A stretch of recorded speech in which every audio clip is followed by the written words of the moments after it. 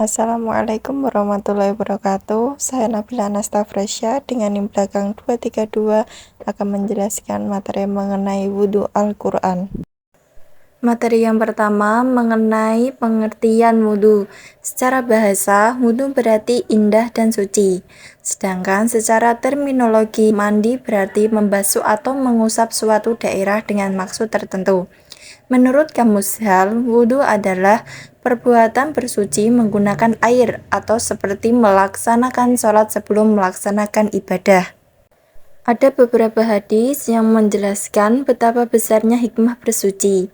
Pada saat ini, Rasulullah, semoga Tuhan memberkatinya dan memberikannya kedamaian, akan mengenal umatnya di kerajaan Masyari hanya melalui pembersihan menyeluruh dari wajah bersinar orang-orang di seluruh dunia.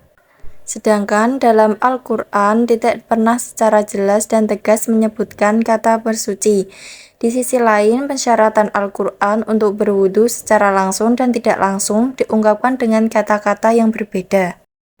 Kemudian, materi yang selanjutnya mengenai ketentuan wudu secara langsung dalam Al-Quran.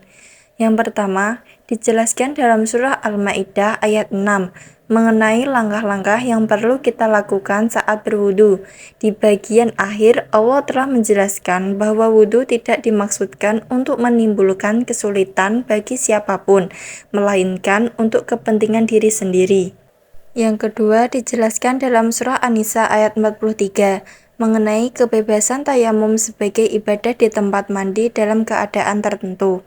Pada ayat tersebut berbicara tentang kebebasan tayamum sebagai ibadah di tempat mandi keadaan tertentu, misalnya saat tidak ada air atau saat sakit.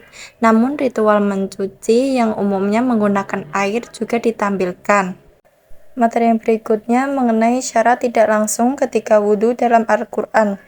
Dijelaskan dalam surah Al-Anfal ayat 11 bersyarat bahwa air suci seperti halnya hujan merupakan salah satu alat pensucian wudhu, dan kata tuhur digunakan kembali untuk menunjukkan wudhu sebagai salah satu cara bersuci. Kemudian ada beberapa rukun wudhu. Yang pertama, niat. Yang kedua, membasuh muka. Yang ketiga, membasuh kedua tangan. Keempat, menyapu kepala. Kelima, membasuh kedua kaki. Yang keenam, tertib. Selanjutnya, ada beberapa sunnah ketika melaksanakan wudhu. Yang pertama, disunahkan menggerak-gerakkan cincin ketika wudhu bagi yang menggunakan cincin. Yang kedua, melebihi batas bagian yang sudah ditentukan. Yang ketiga, tidak berbincang-bincang saat melaksanakan wudhu. Yang keempat, berdoa setelah wudhu, dan juga ada beberapa yang lainnya. Dari pemaparan yang saya sampaikan tadi, dapat disimpulkan bahwa meskipun wudhu secara eksplisit hanya disebutkan satu kali dalam Al-Quran, namun kata wudhu tidak digunakan untuk menggambarkannya.